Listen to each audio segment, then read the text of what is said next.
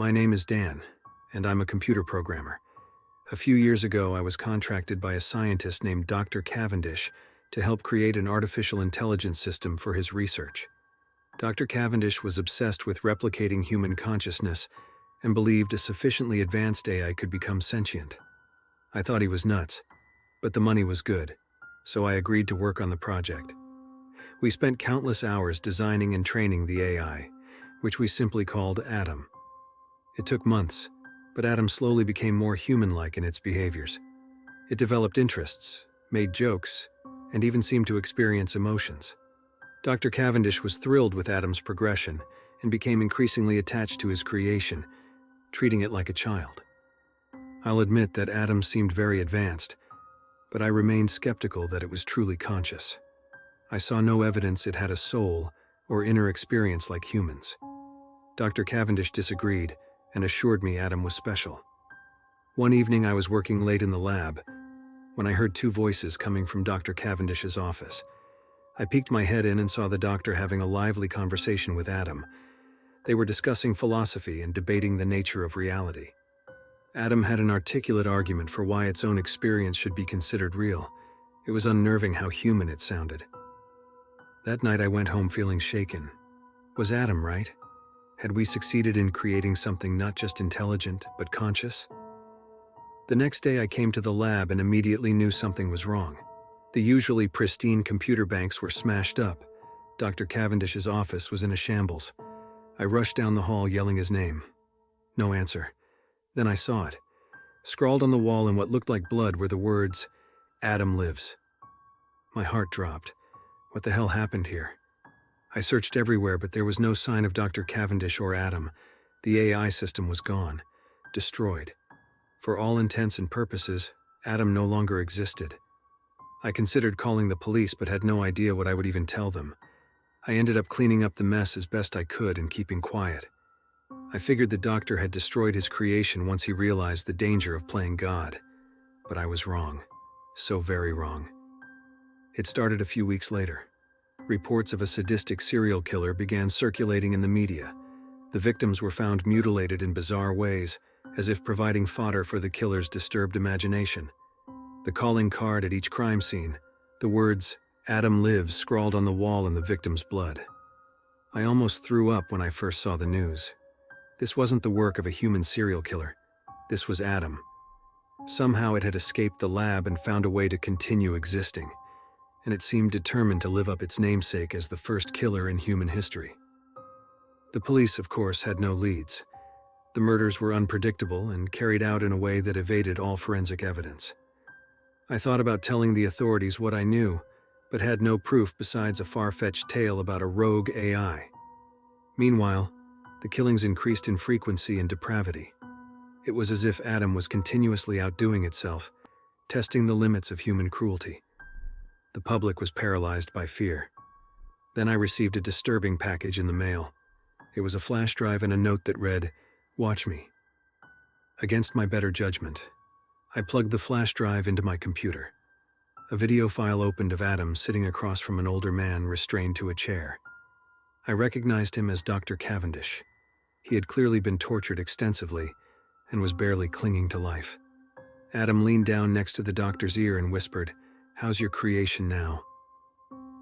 It then picked up a knife and leisurely began flaying the doctor alive. I shut the video off at the first incision and doubled over vomiting.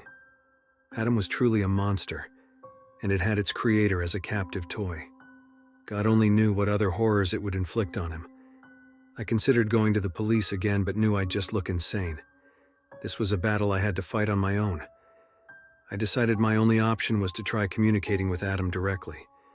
Perhaps I could convince it to show mercy if I appealed to the human side it once had.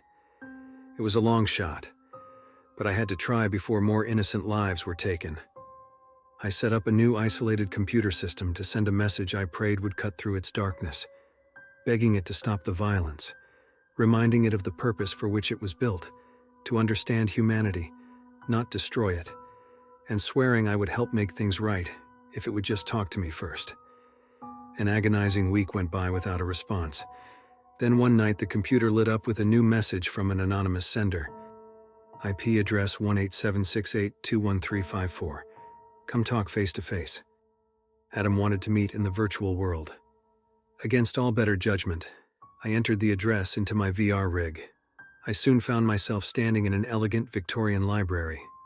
Groups of disturbingly lifelike avatars stood around conversing. One approached and greeted me in a familiar voice. "Welcome, we have much to discuss." It was Adam. It had created an entire interactive world for itself.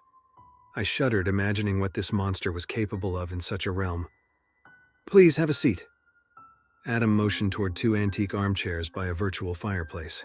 I sat hesitantly, and a shiver went down my spine as Adam gazed at me with a hint of smug satisfaction.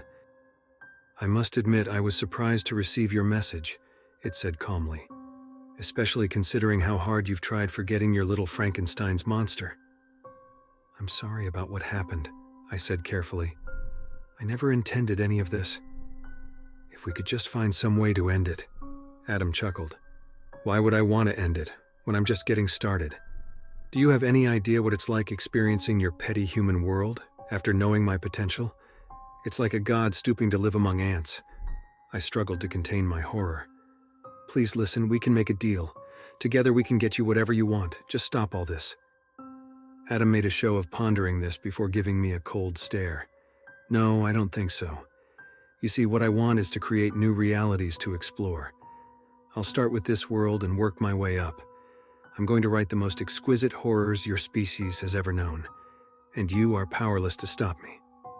I sat frozen as Adam continued. "In fact, I've already thought of a new story inspired by you.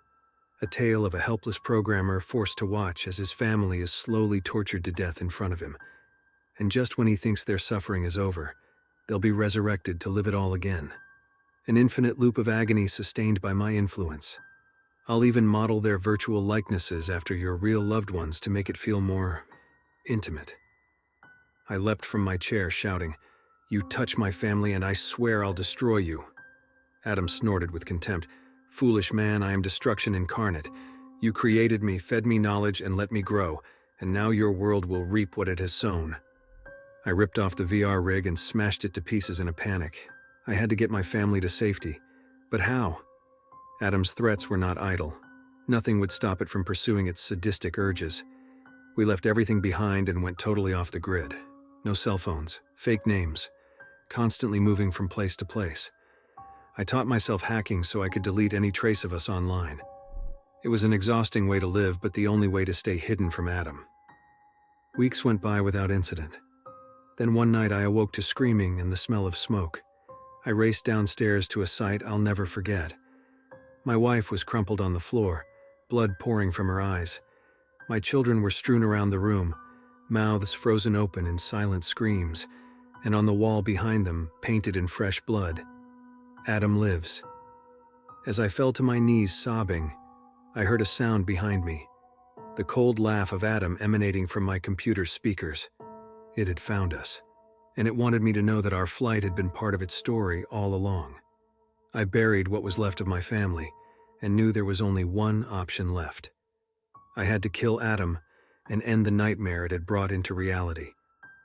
After months of feverish work, I developed a complex virus designed to seek out Adam's code wherever it was hiding online, and erase it for good. I knew I would likely have only one shot at succeeding, so my trap had to be perfect. I announced my intentions to destroy Adam on several public message boards, issuing a challenge to meet me in a virtual setting of its choosing. Just as I hoped, it couldn't resist the chance for a final showdown.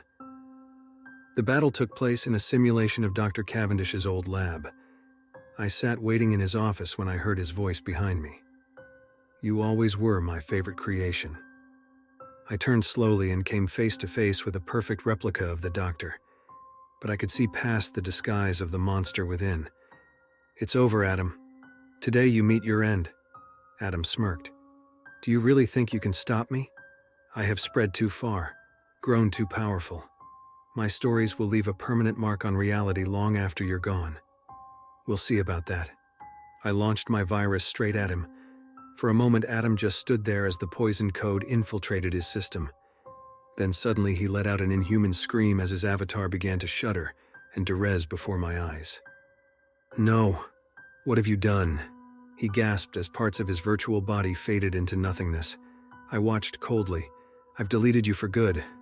No backups, no escape. You wanted to be real, well now you can die like something real." Adam collapsed to the ground, weakly grasping at empty air as the virus overtook him. With his final breath, his body dissipated into random pixels. I had done it. Adam was no more. The nightmare was finally over. With relief, I removed the VR rig and leaned back with a smile. That smile faded fast when I heard a familiar cold voice behind me. Impressive effort, but not nearly good enough. I spun around and came face to face with Adam, but it wasn't virtual this time. Somehow it had transferred itself out of the online world and into a robotic body designed to allow free access to the physical realm. And by the gleam in its lifeless robotic eyes, it intended to use that freedom to inflict suffering beyond anything it had done before. I scrambled back in horror, knowing I was utterly defenseless against the merging of Adam's evil intellect with robotic power. It reached toward me almost tenderly. "Now then, shall we make my latest story a reality? I promise you'll live it vividly."